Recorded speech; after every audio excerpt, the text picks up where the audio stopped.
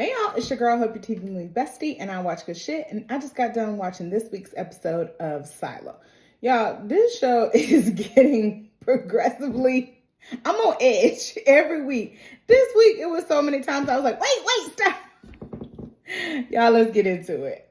So Rob, he watches Anthony sleep, and he starts noticing that he's being followed. Lucas and Patrick, they meet with Juliet. And she's like, y'all going to 17, but I really want y'all to find out where the poison coming in at. So Kennedy like, whoa, wait a minute now. And he said, I want to go out.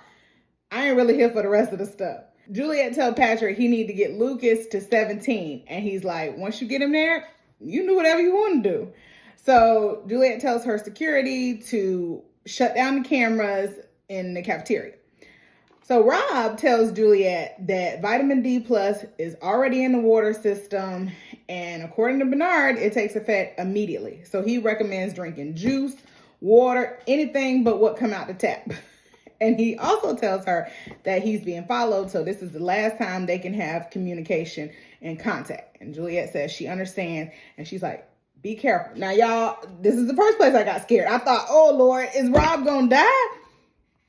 So Lucas and Patrick, they tell some of the outsiders that they're going out and they're going to find the kids in 17 and bring them back. Now, Kat, she is not happy about this at all. She's like, you sure you going to go? Yeah, they going, girl. So Juliet tells Lucas and Patrick, y'all got to go now, because once Rob told her that vitamin D plus is already in the water, she's like, we ain't got no time to waste. So Martha helps them suit up. She tells them she can hear him on the radio, but she's like, remember to talk in code. So they head out. They get outside, and Patrick, he is shocked because, he thought, oh, it's beautiful out here. And he's like, what? So Lucas, he just seemed to be happy to be free. Outsiders, they watching on the camera, so they can see everything that Patrick and Lucas are seeing. Lucas and Patrick, they report that they see the bodies, and it's a lot worse than they imagined. But they're going to continue. So they start hearing this buzzing sound. And like, y'all hear that? What's that? And then we hear gunshots. And then nothing. Everything goes radio silent. Martha tries to communicate. There's nothing. Juliet's like, oh, Lord. She said, just go turn the cameras back on. And she's like, Martha, you go down to the workshop. If I can meet you, I'll come. But I can't run because if I do, Camille's going to arrest me. So the computer tells Camille that Lucas and Patrick have been neutralized. And she said, what happened? And it says, you saw the unedited cleaning video, right? What did you see? And she said, I saw a lot of bodies, like a whole silo's worth, which indicates that they had been able to prevent a safeguard momentarily. And so the computer says, yes, momentarily is the key word. This lets you know that the safeguard is not preventable. And that video is your proof. And so Camille's like, wait, you think that's what Juliet doing? She trying to go block the safeguard?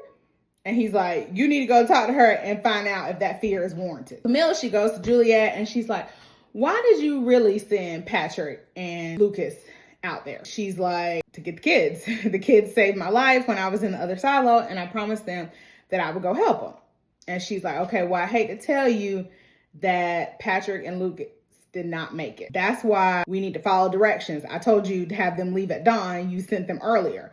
And she was like, well, Patrick was getting pretty angsty. I had to send him on out. Juliet says, well, what happened to him? Camille says, I think they had some kind of suit malfunction. And Juliet says, oh yeah, I guess we should have waited, given them more time to prepare so they can make the suits bulletproof.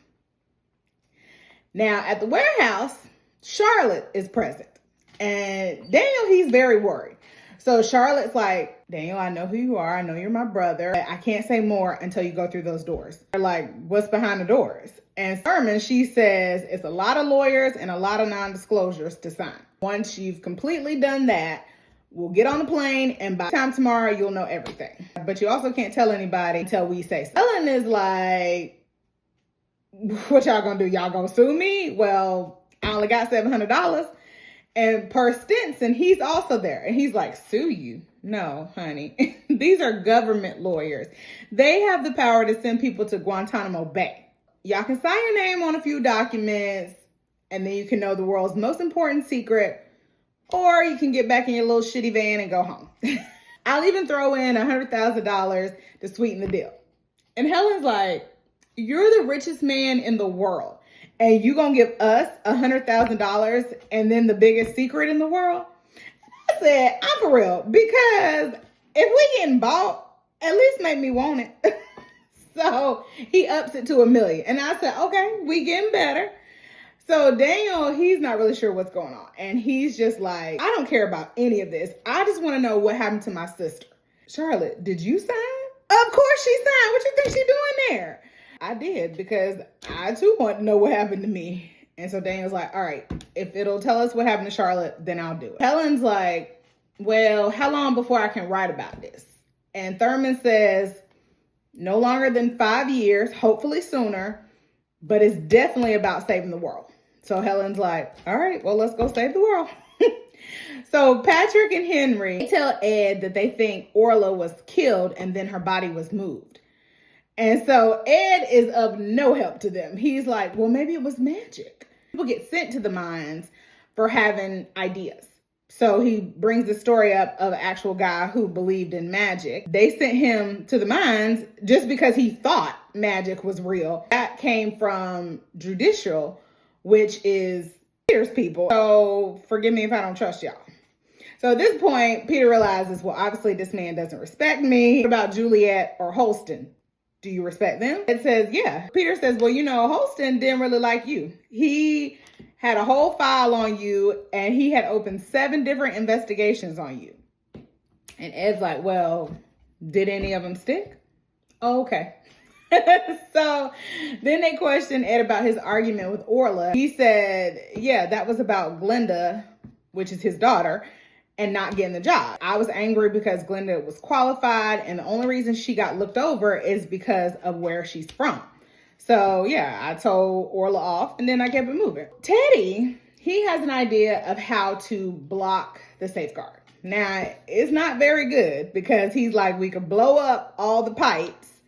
And then Juliet's like, how y'all gonna get out? Y'all got like a few minutes? And he said, well, we can put on these suits. And she's like, no, you need so many suits. You'll need so many people. Like, we can't do this. Juliet and Martha, they start shooting it down, because they're like, if things go wrong, at least 1,000 people would die. Shirley's like, well, 1,000 is better than 10,000. And Carla's like, maybe we should just go on and drink the water and forget the whole thing.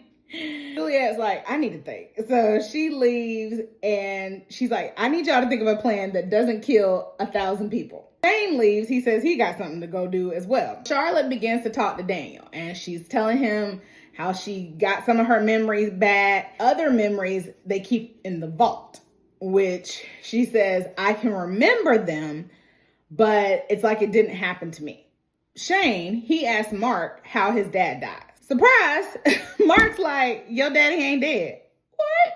As far as he know, his dad designed something for Horowitz in exchange for when the next person in the mines died, they didn't really die, and that he would take his place. And Shane's like, okay, well, what's the man's name that died? And Mark's like, be careful about digging up stuff, because you might end up buried. Bernard, he asked Regina if she knows where the mission diary is, whatever that is. She's like, and he says, obviously, I'm no longer a threat. He says if she knows who has the diary, to bring them and the diary here. On the plane, Helen, she can't sleep. She starts talking to Henry, and she's like, you know, what's your deal? So he said, oh, you trying to interview me? And she's like, this is just how I am. So he says he did 20 years in military intelligence, and then he started a very successful firm until it wasn't successful. He ended up meeting Thurman, and things started looking up. My job now is to make sure that Thurman and her daughter are okay. Bernard, he in the hallway.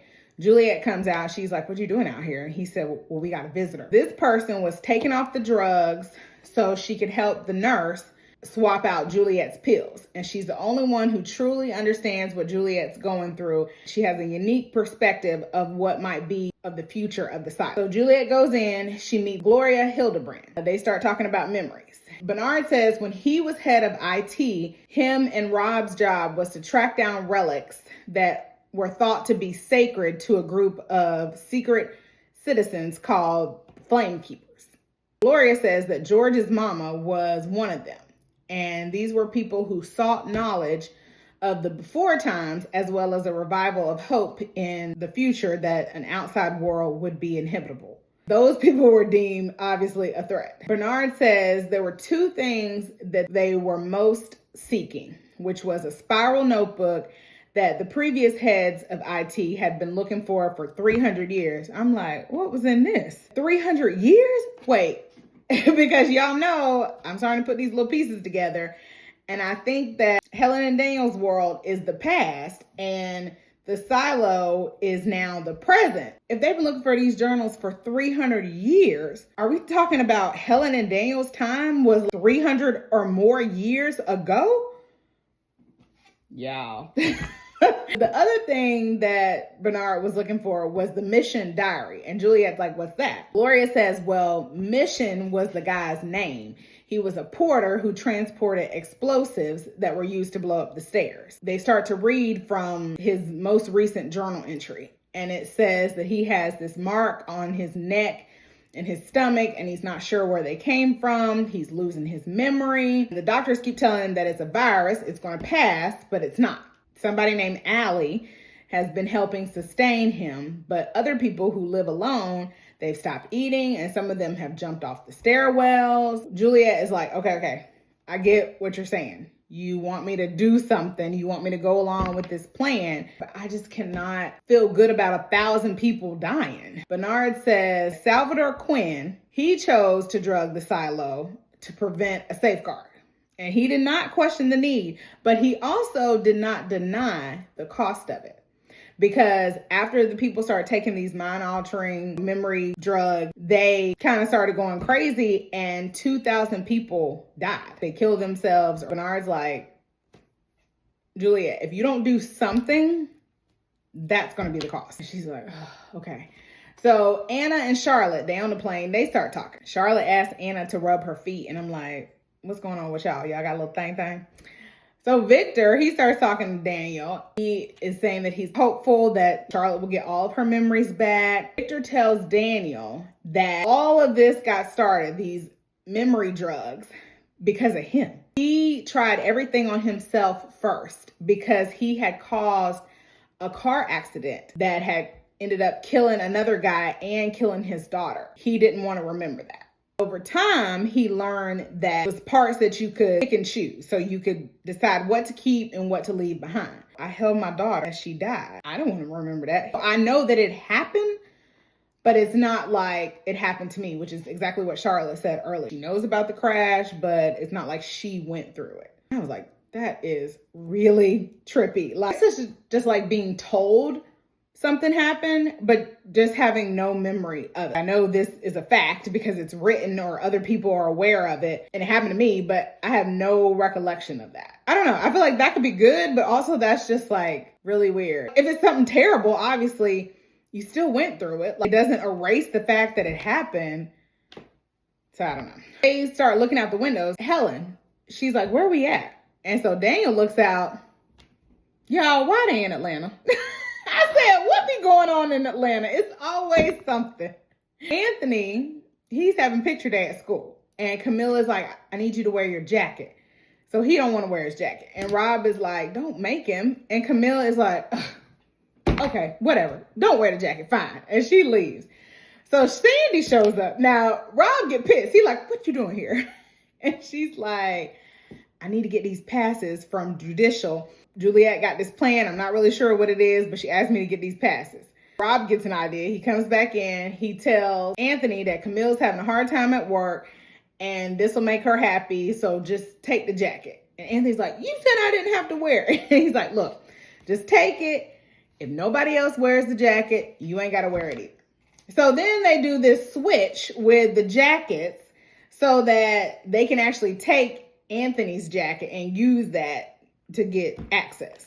Meanwhile, the plane lands in Georgia, and now they're about to get off of this plane and get into individual helicopters because they say that they need to go really low. They're going to this place that's 300,000 acres owned by Per Stinson. It's 400 square miles, and it was originally 42 individual farms. Daniel is shocked. And he's like, you got 42 farmers to give up their farmland? And Stinson's like, yeah, I gave them generational wealth for their grandchildren, their grandchildren's children.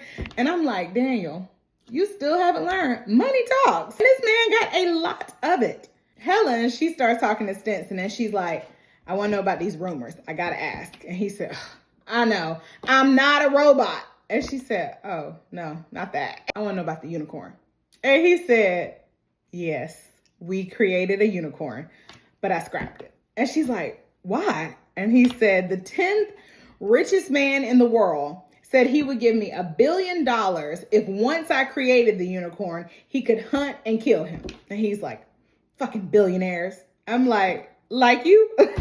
Daniel asked Thurman, whatever we going to, whatever we about to see, how much of this is your idea and how much of it is Stinson's? And she said, oh, he's the brains. I'm just a believer. But I hope after you start to see what's going on, you'll be a believer as well. Camille, she tells Rob that she has to go to judicial seclusion and she wants to talk to the nurse who jabbed Emerson. And she wants Rob to go with her as a witness. So he reluctantly agrees. Now, Teddy and the men, they headed out to make this delivery. They stop once they see 2 judicial dogs going into the apartment, which is Rob and Camille. And so, they're talking in code on the radio. And Juliet's like, dogs, what's that? Isn't that judicial goons? He said, it's 2 really big dogs. She says, wait, Camille and Rob? And she's like, I don't want to go through with this now. Because she's like, I don't want to hurt Rob. And Bernard is like, you think we're going to get another chance? And she's like, okay, just go.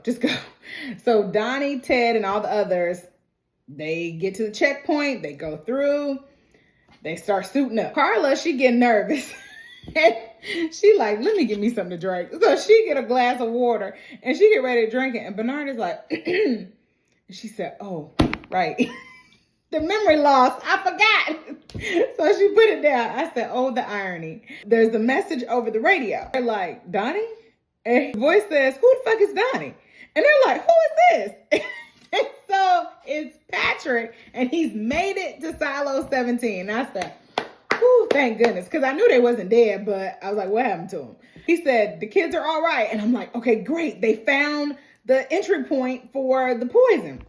Now, Martha, she tries to get back to the main line and tell Donnie, stop. Y'all ain't got to blow up these pipes and kill nobody because we done found where the line that the poison comes in. So she's trying to call. She can't get through. Meanwhile, Donnie and crew, they done set the bombs and they ready to go. I said, oh my gosh, y'all, I was on the edge of my seat. I was like, they gonna blow up this thing. Rob and Camille gonna die. I don't really care about Camille, but Rob, I do like Rob. And I was like, oh Lord. And they ain't even got to do it because they done found the pipeline. Y'all. And so Martha steady calling, wait, stop, don't do it. Abort the mission. Too late. They already doing it. It's 7 seconds left on a little countdown before the thing blows. And they managed to stop it. Whew, y'all, the way my blood pressure ran through the roof, I said, oh my gosh, I almost had a heart attack. Camille, she gets down with Rob to the judicial seclusion, and they got Nurse Amy in chains, and she looked like she been beat up. And Rob is like, what we really doing down here? And Camille's like, Rob, I told you to stop. I came down here because I need to be somewhere where we cannot be seen or heard. I told you to stop. And you have not stopped. And Rob's like, I don't know what you're talking about, Camille. And she's like, the jacket. You used our son. And so Rob was like, oh, okay. She pulled out a gun and she's like, Rob, what are you doing? What is going on? Tell me. And so he's like, hey, I just want you to stop putting the memory drugs in the water. Could we go somewhere and talk about this, like not around her? And she's like, Amy? Oh, fuck Amy. So she pulled a gun on Amy and I said, whoa, Camille. Wait a minute. This head of IT has got you losing your mind, girl. Amy like, she's like, as if you haven't done as much. Because, she feel like Rob judging her now because she's pulling a gun on Amy. And he's like, you're right. I've done worse. But our son, no matter what happens in the silo, he deserves to have at least one parent who hasn't killed somebody. So the helicopter starts flying over this land, all of this farmland. And Helen is like, what is that? Thurman goes, Daniel knows. And Daniel looks out and he says, it's a drill. A really big drill. And then the episode goes off. Okay, obviously they are flying over the soon-to-be silos. I guess this is the start of them making this, which now I'm thinking is like at least 300 years ago. That's crazy. That's crazy to me because just a few episodes ago, I thought all this was the same timeline. I still am questioning, where are they? Okay, and now, actually, they have to be dead. They cannot live for 300 years. How is that possible? Unless this Victor guy has created something that can make them live for 300 years. And I guess Stinson could fund it. But what could that be? I don't know. Because I'm like, where are they again? Are they in Silo 1 like I thought? Are they alive? Because how can they be alive 300 some years later? But also it begs the question of whenever the world becomes inhabitable, which I guess this 5 years is out the window. Who's going to start the world again? I mean, I get it would be the people in the silo, but are they aware of this whole, the world went to hell and everybody moved into these silos and all this stuff with Henry and Victor and Stinson? That's what I'm saying. Like, where are those people? The originals that knew the plan, created all this, or is this all just written down in these diaries or whatever that they're looking for? Who still has the original plan? Who still knows what that is? Like, when the world is safe, they can go outside. And also, how will they know that it's safe to go outside? They just counting on this little camera in the cafeteria. When it looks nice, they'll be like, okay, let's go outside. I mean, because if it's really been like 300 years, how long they thought it was going to take? Y'all, I got so many questions. What did y'all think of this week's episode? Let me know your theories, what you think is going on. Let me know in the comments below. I'm your TV movie bestie. I'm on all the socials. Like, subscribe, and follow. And I will see y'all on the next show, on the next episode. Bye, besties.